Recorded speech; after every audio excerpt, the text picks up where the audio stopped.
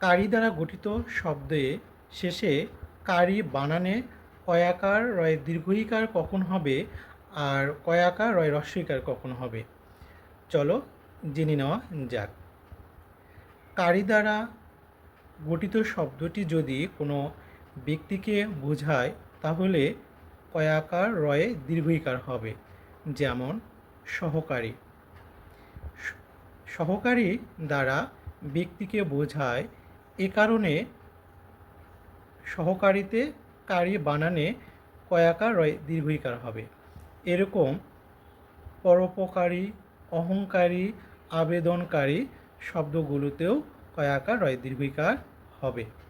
অন্যদিকে কারি দ্বারা গঠিত শব্দটি যদি ব্যক্তিকে না বোঝায় তাহলে কয়াকার রয় হ্রস্বইকার হবে। যেমন সরকারি।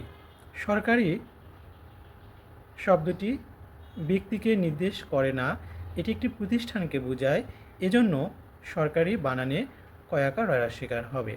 এরকম দরকারি, তরকারি, পাইকারি এই শব্দগুলোর বানানেও আমরা কয়াকার রয় হ্রস্বইকার লিখব।